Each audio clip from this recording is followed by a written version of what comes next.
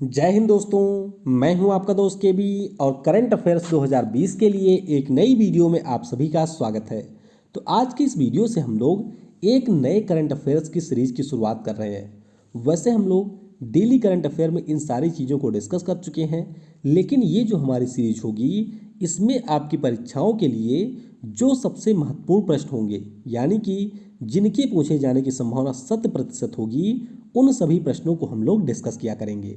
तो मुख्य रूप से इस वीडियो का मेरा उद्देश्य है कि आप सभी का यहाँ पर रिवीजन हो सके और जो लोग डेली करंट अफेयर्स को फॉलो नहीं कर पाते हैं वह लोग इस वीडियो के माध्यम से लाभान्वित हो सकें। तो इस वीडियो की जो पीडीएफ है वह आपको टेलीग्राम के ऊपर मिल जाया करेगी, तो वहाँ से आप इसके पीडीएफ को भी डाउनलोड कर सकते हैं।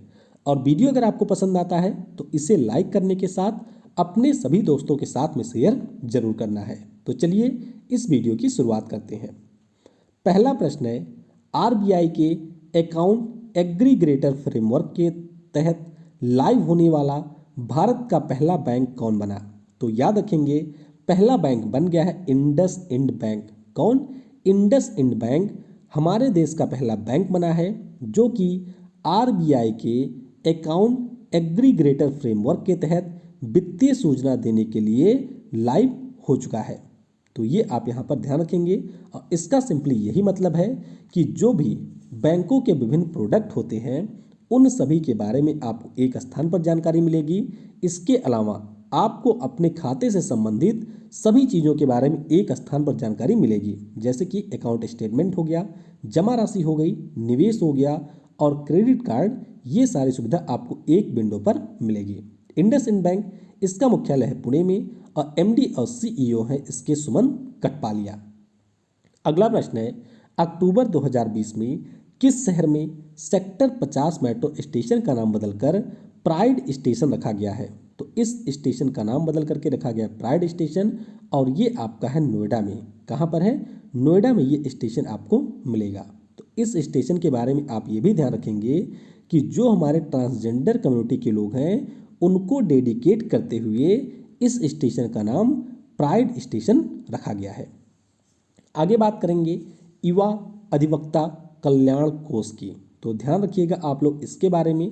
तमिलनाडु की सरकार के द्वारा इसे लॉन्च किया गया है और इसके अंतर्गत जो भी हमारे अधिवक्ता होंगे, यानी कि जो भी हमारे वकील होते हैं, खास तौर पर नए वकील, उनको 2 वर्षों के लिए 3,000 रुपये की मासिक वित्तीय सहायता दी जाएगी तमिलनाडु राज्य की सरकार के द्वारा। तो ये आपको यहाँ पर ध्यान रखना है। बाकी तमिलनाडु की राजधानी चेन्नई में मिलेगी। राज्यपाल है बनवारी लाल पुरोहित और मुख्यमंत्री यहाँ के हैं इडापड्डी के पलाना स्वामी। आगे बात करेंगे इसरो के द्वारा जो इस वर्ष का पहला सैटेलाइट लॉन्च किया जा रहा है उसके बारे में। तो आपको ये ध्यान रखना है कि इसरो के द्वारा 7 नवंबर 2020 को एक सैटेलाइट लॉन्च की जाएगी। सैटेलाइट का नाम है EOS-01 और इस सैटेलाइट की बात करते हैं तो ये हमारे एक अर्थ ऑब्जर्वेशन प्रकार की सैटेलाइट है, यानी कि पृथ्वी की निगरानी के लिए इस सैटेलाइट को लॉन्च किया जाएगा। आपको ये ध्यान रखना है कि PSLV C49 रॉकेट के माध्यम से इस सैटेलाइट को लॉन्च किया जा रहा है और जब भी PSLV या GSLV का नाम आए तो आपको उसका पूरा नाम ध्यान रखना है, जैसे कि PSLV का मतलब है पोलर सैटेलाइट लॉन्च व्हीकल। आगे बात करेंगे फेनी पुल की। काफ़ी ज़्यादा महत्वपूर्ण है आपकी परीक्षाओं के लिए। अगर हम लोग बात करते हैं बांग्लादेश और अपने देश भारत की, तो बांग्लादेश के आपको पूर्व में एक छोटा सा हमारा राज्य मिलेगा जिसका नाम है त्रिपुरा। तो त्रिपुरा और बांग्लादेश की सीमा के ऊपर एक नदी बहती है और इस नदी का नाम है फेनी नदी। क्या नाम है? फेनी रिवर इस नदी का नाम है। तो फेनी नदी के ऊपर भारत के द्वारा एक ब्रिज का निर्माण किया जा रहा है और इसी ब्रिज का नाम है फेनी ब्रिज। तो इसके बारे में आप ये ध्यान रखेंगे कि 1.8 किलोमीटर इस ब्रिज की लंबाई होगी, यानी कि ये जो पुल होगा इसकी लंबाई है 1.8 किलोमीटर। बांग्लादेश के रामगढ़ को त्रिपुरा के सबरूम से ये जोड़ेगा और अभी इस पुल के बारे में घोषणा हुई है कि दिसंबर 2020 तक ये बन करके तैयार होगा। तो यहाँ पर आप देख सकते हैं ये है फेनी नदी और इसी पर हमारा बन रहा है फेनी ब्रिज। आगे बात करेंगे हम लोग यूनेस्को के man and biosphere reserve programme के बारे में। काफ़ी ज़्यादा महत्वपूर्ण प्रश्न है, इसके बारे में आपको एकदम 100% ध्यान रखना है। तो जो यूनेस्को है, यानी कि जिसका मुख्यालय आपको फ्रांस के पेरिस में मिलेगा, इसी का एक प्रोग्राम है जिसका नाम है मैन एंड बायोस्फीयर रिजर्व, यानी कि इसके अंतर्गत दुनिया के जो भी हमारे बायोस्फीयर रिजर्व होते हैं उनको इस प्रोग्राम के अंतर्गत शामिल करके एक विशेष प्रकार का दर्जा दिया जाता है। तो मध्य प्रदेश में आपको मिलेगा पन्ना बायोस्फीयर रिजर्व, और अभी यूनेस्को के द्वारा पन्ना बायोस्फीयर रिजर्व को man and biosphere reserve programme में शामिल किया गया है। तो ये आप यहाँ पर ध्यान रखेंगे। वैसे हम अपने देश की बात करते हैं तो हमारे देश में कुल 18 बायोस्फीयर रिजर्व हैं, और इन 18 में से अब यूनेस्को के मई प्रोग्राम में शामिल बायोस्फीयर रिजर्व की संख्या हो गई है 12। तो ये भी आप ध्यान रखेंगे। बाकी मध्य प्रदेश का ये तीसरा बायोस्फीयर रिजर्व है जो कि मई प्रोग्राम में शामिल किया गया है। तो इन सभी के बारे में आपको याद रखना है। नीलगिरी बायोस्फीयर रिजर्व है, gulf of Mannar biosphere reserve है, उसके बाद में सुंदरवंश है, फिर है नंदा देवी, नोकरेक है, पंचमढ़ी है, तो पंचमढ़ी हमारा मध्य प्रदेश वाला ही है, 2009 में इसे दर्जा मिला था। सिमलीपल बायोस्फीयर रिजर्व है, उड़ीसा वाला। ग्रेट निकोबार है, अचनकमार अमरकंटक है, ये भी हमारा मध्य प्रदेश और छत्तीसगढ़ में है। अगस्तमलाई है, और है कंचनजंगा। तो कंचनजंगा को 2018 में शामिल किया गया था, और अब फाइनली 2020 में पन्ना को इसमें शामिल किया गया है। आगे बात करेंगे स्वाधीनता पुरस्कार की। तो स्वाधीनता पुरस्कार के बारे में आपको ये ध्यान रखना है कि ये जो पुरस्कार है वह हमारा जो पड़ोसी देश है बांग्लादेश, उसका सर्वोच्च नागरिक पुरस्कार है। जैसे हमारे यहाँ का सर्वोच्च नागरिक पुरस्कार है भारत रत्न, उसी प्रकार से स्वाधीनता पुरस्कार या इंडिपेंडेंस अवार्ड बांग्लादेश का सर्वोच्च अवार्ड है। तो ये अभी इसलिए न्यूज में रहा था क्योंकि पीएम शेख हसीना के द्वारा 8 व्यक्तियों और एक संस्था को ये पुरस्कार मिला है। आगे बात करेंगे सखारो पुरस्कार 2020 की। तो पहले आपको ये ध्यान रखना है कि जो यूरोपियन संस्था है उसके द्वारा मानवाधिकारों के लिए काम करने वाले व्यक्ति या संस्थाओं को ये पुरस्कार दिया जाता है। तो डायरेक्टली आपसे ये पूछा जा सकता है कि सखारो पुरस्कार किस फील्ड में दिया जाता है, तो आप ध्यान रखेंगे मानवाधिकारों के लिए जो व्यक्ति या संस्था काम करती है उनको ये पुरस्कार दिया जाता है। और वर्ष 2020 के लिए स्वेतलाना तिखानोवस्कावा को ये पुरस्कार मिला है, जो कि बेलारूस के अपोजिट पार्टी की नेता है। तो इनके बारे में आपको याद रखना है। आगे बात करेंगे पब्लिक अफेयर्स सूचकांक की। काफ़ी ज़्यादा महत्वपूर्ण प्रश्न ये भी है। तो पब्लिक अफेयर्स सूचकांक, इसको अभी पब्लिक अफेयर्स सेंटर के द्वारा जारी किया गया, और ये इस सूचकांक का 5वां संस्करण था। आप ध्यान रखेंगे कि कुल मिलाकर के 3 पिलर, 5 विषय, संयुक्त राष्ट्र के 13 सस्टेनेबल गोल्स और 50 इंडिकेटर्स के आधार पर रिपोर्ट को जारी किया गया। अब इस रिपोर्ट की खास बात यह रही कि यहाँ पर जो हमारे राज्य थे उनको कुल मिलाकर के 3 कैटेगरी में बांटा गया। एक था बड़े राज्यों की कैटेगरी, जिसमें केरल पहले पे रहा, तमिलनाडु रहा दूसरे, और आंध्र प्रदेश रहा है तीसरे स्थान पर। छोटे राज्यों की बात करते हैं तो इसमें गोवा पहले पे रहा, मेघालय दूसरे पे रहा, और हिमाचल प्रदेश रहा तीसरे पर। केंद्र शासित प्रदेशों की बात करते हैं तो इसमें चंडीगढ़, पुडुचेरी और लक्षद्वीप ये रहे हैं क्रमशः पहले, दूसरे और तीसरे स्थान पर। तो ध्यान रखेंगे पब्लिक अफेयर्स सूचकांक के बारे में। आगे बात करेंगे भारत के नए चीफ इंफॉर्मेशन कमिश्नर के बारे में।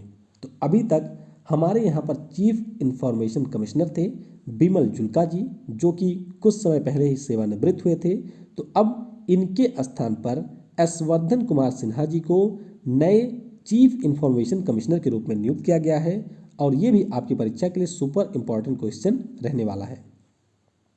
फिर बात करेंगे मालाबार नौसैनिक अभ्यास की। तो इस नौसैनिक अभ्यास के बारे में भी आपको ध्यान रखना है, क्योंकि इस अभ्यास में पहली बार ऑस्ट्रेलिया शामिल होने जा रहा है।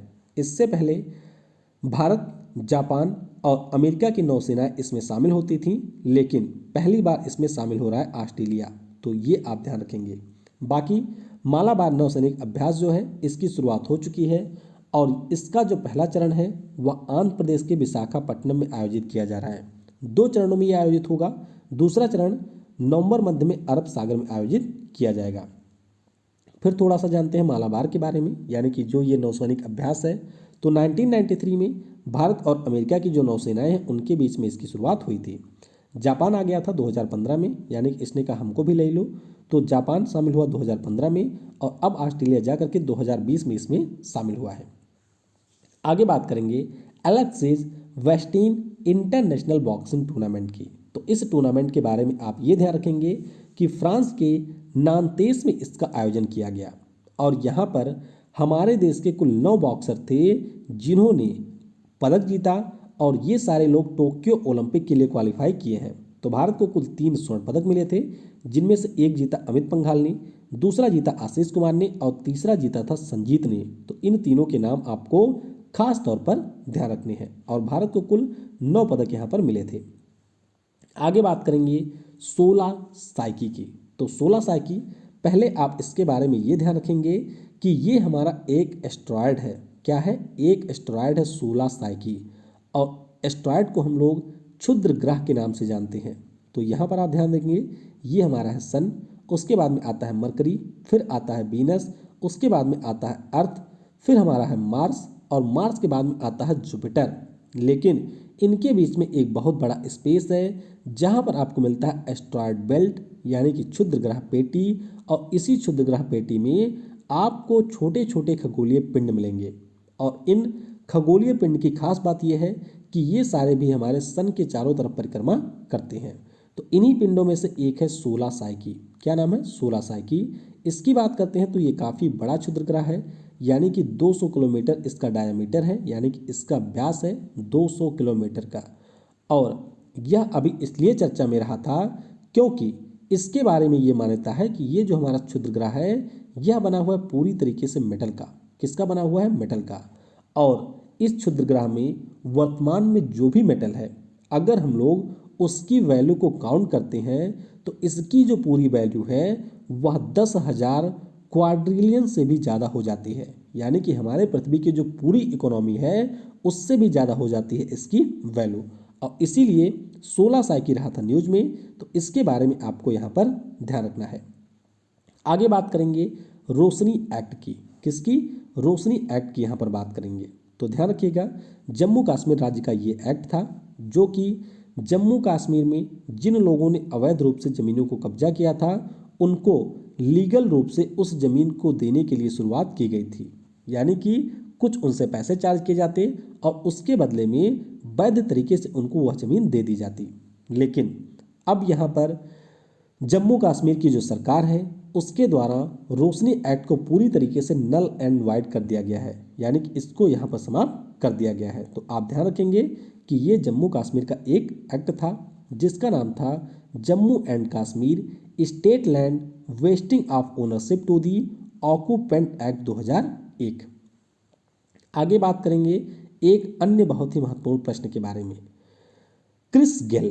तो इनका नाम आपने सुना होगा, यूनिवर्स बॉस के नाम से इन्हें अक्सर संबोधित भी किया जाता है। तो क्रिस गेल दुनिया के पहले ऐसे बल्लेबाज बन गए हैं जिन्होंने T20 क्रिकेट में 100 के बजाय 1000 छक्के लगा चुके हैं।